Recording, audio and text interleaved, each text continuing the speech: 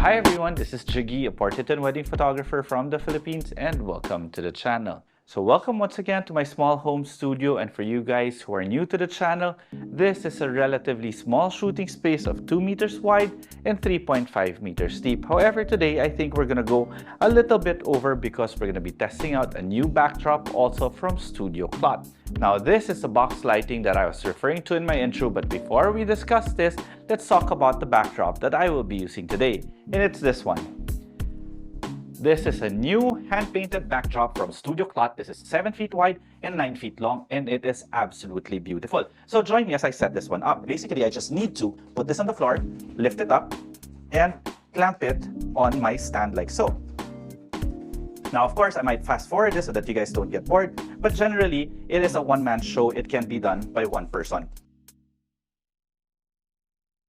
So the key here is to do it one stage at a time, not going up too high from each side. And I would suggest that you always go with the highest one first so that it's easier for you to reach it when it gets a bit too high, especially that this is going to be 9 feet high. And there you have it, a beautiful hand-painted backdrop by Studio Clot. One thing I like about these backdrops is that, especially when you blur them out, it just gives so much depth because of the texture that's actually created using paint and the color combination. Now, a scrim is normally used in production work, and it's something that I would recommend to always have in the studio because it is very versatile. Box lighting technically is very similar to a softbox, but there is one big difference. What we're going to do is we're going to put my light here, it's going to bounce off this white reflector part here, and then it's going to bounce through this scrim in front, which is basically the diffuser.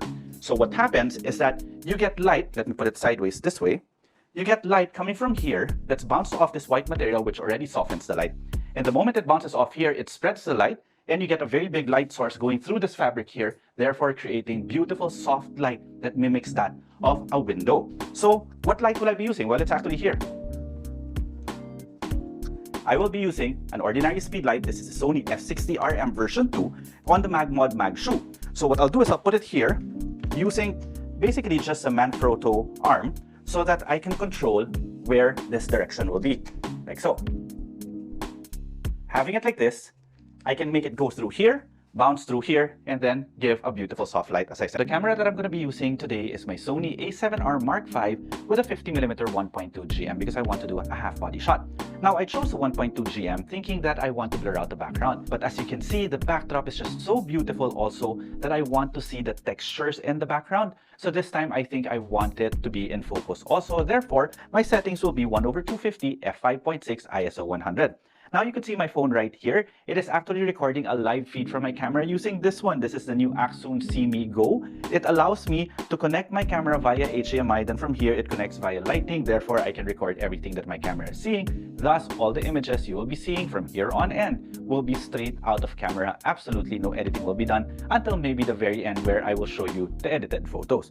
Now, what else? I have my white balance set at 5600 as you can see here, and everything else is really standard. I have my focusing on whatever focusing because it's just going to focus on the eye because this Sony cameras are really amazing. You can see now that this is a live view of what my camera is seeing. That's why it's pitch black. But look what happens when I turn on my trigger. By the way, my flash, my f60RM2 is remotely controlled using this one. This is a WRC1M for Sony. Therefore, when I put this here and turn this flash on, look what will happen. Immediately, it will turn off live view so that I can see what I am actually shooting.